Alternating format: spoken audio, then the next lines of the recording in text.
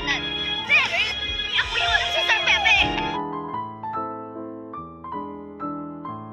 Aking tala sa gabing madilim, ikaw ang bawat sana sa lahat ng hiling.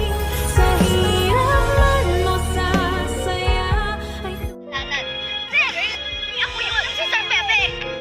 Ay, grabe talaga nangyayari ngayon sa abot kamay na pangarap na kung saan ipinakita na nga ang teaser para bukas, yung episode para bukas na. Ay, yes guys. Dito nga ay pinakita unang-una ay itong si Moiran. Yes guys, dito nga no, makita mo na mukhang masayang masaya siya. Kasi nga, sabi niya mismo na wala na si Balahadja. So wala nang magtuturo nung kung sino man yung mastermind doon sa kidnap dito kay Don Pepe. Yes guys, sinabi rin niya na wala na rin si Dax na inutusan nila na magpakalayo at wag na magpakita. Ngunit dito nga sabi ni Risa is kinakabahan talaga siya kasi nga baka madawit siya. And yes guys, sabi nga mismo ni Moira, totoo naman, we are still clear. Then sabi ni Risa, bakit we? Bakit kasama ako dyan?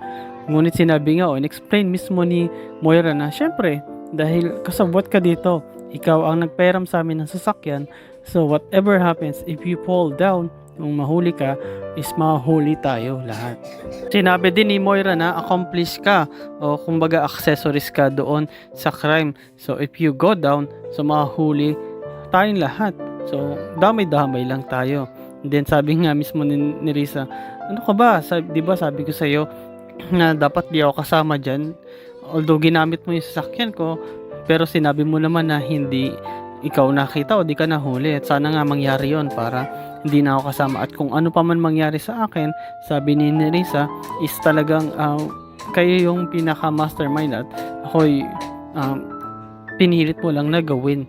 O hiramin mismo yung sasakyan ko kahit hindi ko naman na gusto.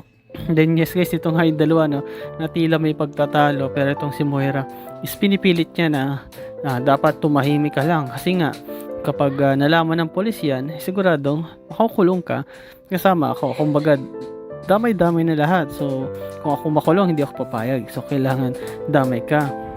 Then dito nga guys, ipinakita din no, na yung isa sa mga, ito yung pinaka ebidensya, malakas na ebidensya para sa mga kidnappers no, yung mga suspect at yung mga kasama doon sa o involved doon sa kaso. Yes guys, ito nga may picture na ipinakita ang police dito kay Giselle at sinabi ni Giselle mismo na I know this car. Alam ko at nakita ko mismo ang kotse na ito na ginagamit ni Moira days before, bago nga mawala itong si Daddy o itong si Don Pepe. At sinabi nga ni Giselle mismo na sigurado siya na yung sasakyan na ito ay gamit ni Moira at kay Moira itong sasakyan. And yes guys, ayun talaga yung sinasabi niya sa pulis at talagang dinidiin niya ito ngang si Moira. Ngunit itong mga pulis is hindi naniniwala kay Giselle. Ibig sabihin nun guys na ito ngang sasakyan ay hindi mismo kay Moira, kundi sinabi mismo ni Police Gonzales na itong sasakyan ay kay ni Risa. And then nagulat nga itong si Giselle, sabi niya kay ni Risa pala yung sasakyan. So ibig sabihin talaga na ito ngang si ni Risa ay kasabwat neto ni Moira. Yes guys, ito nga yung magtuturo na itong si Moira talaga ang mastermind, kaya kailangan nating makita o mahanap kung nasa na itong si ni Risa agad. And then sabi naman ng pulis, sige ma'am, tutulungan po namin kayo, gagawin namin lahat ng mga kaya namin para makita at mahanap itong si Risa. And then sabi ni Giselle, oo, kailangan natin makita agad kasi kung hindi baka nakatakas na ito, baka nagtatago na.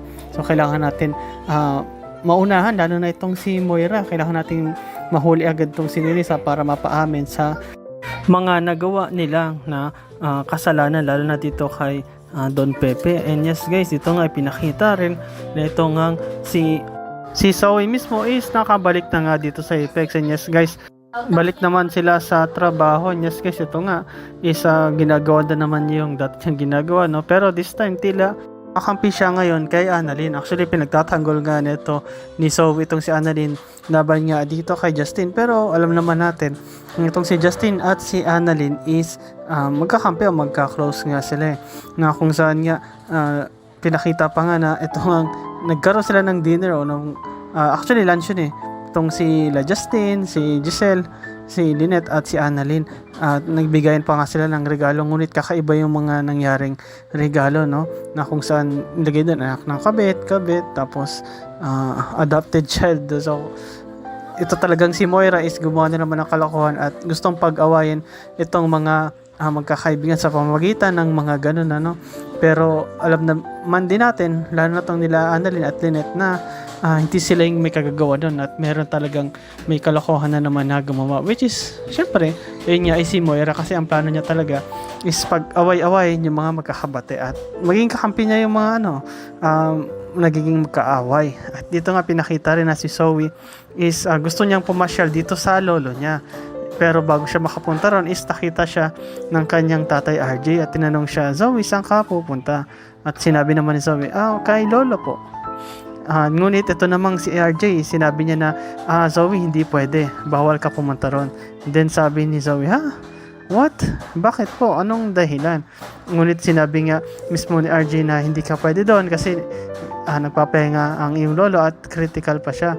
So hindi pa rin siya nagigising. And then sabi nga ni Zoe, pinipilit niya na gustong pumasok, pero sabi ni RJ na wag muna sa ngayon. Hayaan muna natin ang lolo mo na magpahinga. Pero sa totoo lang, ayaw talaga ni RJ na papasokin itong si Zoe. Ayaw niya lang direktahin kasi nga naghihinala din siya dito sa kanyang anak. So inisip niya na baka may gawing masama itong si Zoe sa kanyang tatay o sa kanyang lolo Pepe.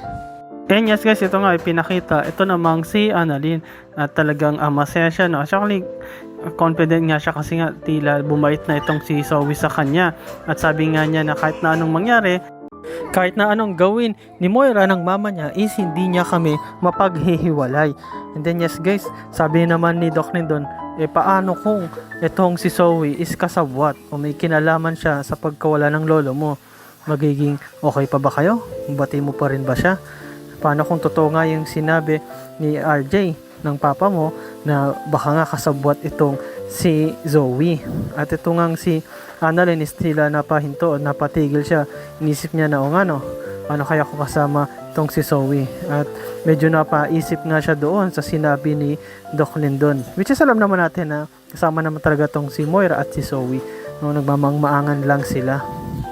At pinakita nga rin dito guys na ito ngang mga pulis kasama si Giselle is talagang hinahunting itong si Nerissa. And yes guys, hanggang sa makita nila ito sa labas ng isang restaurant, no, at nilapitan agad ito ni Giselle. At nagulat itong si Nerissa kasi may pulis at yung tipong kukunin na siya, tumakbo itong si Nerissa at tinabol naman ito ni Giselle. At sinabi nga agad ni Nerissa na tigilan niyo ako, wala akong kinalaman yan.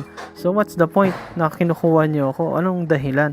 Ngunit sinabi nga dito ni Giselle na ang dahilan kasi nakita ng CCTV at meron ding eyewitness na yung sasakyan mo is ginamit na getaway car doon sa crime scene na kung saan kinidnap ang aking tatay. Ito nga si Don Pepe. And yes guys, talagang na-corner na nila ito nga si Nerissa. Ngunit itong si Nerissa, sinasabi niya na wala akong kasalanan doon. Hindi ako doon kadamay sapagkat yung sasakyan ko is ginamit lang yan nung time na kinidnap si Don Pepe at hindi ko ginamit yan. And then nagulat si Giselle, sabi niya, anong ibig mong sabihin? At sinabi mismo ni Nerissa na akin yung kotse pero hindi ako nag-drive niyan. Wala akong kinalaman dyan. Ang tanging nag-drive dyan is si Moira. Yes guys, nalaman na rin sa wakas ni Moira na ito ngang siya nga talaga yung mastermind. Siya talaga yung nagplano na dukutin itong si Don Pepe, perapan at sakatan. And yes guys, nagigigil talaga itong si Giselle, no? At gusto niya talagang mahuli itong si Moira. At sinabi ni Nerissa mismo na sana hindi niya ako idamay dyan sapagkat hindi ko naman talaga gusto nangyari, kundi napilit lang ako ni Moira. And yes guys, abangan natin bukas na yung full episode nito. Ano kaya ang mangyari? Ito na kaya ang time na mahuli at makulong na talaga si Moira. Si Nerissa makakatakas ba o makukulong din? At itong si Giselle, ano kayang gagawin niya para mahuli at mapakulong talaga itong si Moira, si Don Pepe magigising na ba? Ito namang si Annalyn, magagalit ba siya kapag nalaman niya ang totoo patungkol dito sa ginawa ni Zoe? Si Zoe ba is hindi na makakalapit sa lolo niya? At kamusta naman tong si Justin at si Eric? Matutuloy kaya ang plano nila pagbagsak dito sa Apex? Si Justin at si Giselle magiging okay na kaya? Itong si Lynette, kailan kaya to magiging okay kasama itong si Doc Benitez? And yes guys, salamat sa panonood nyo sa aking channel, sa inyong pag-like, support at comment at pag-share. At yun lang guys, ingat kayo palagi, bye bye.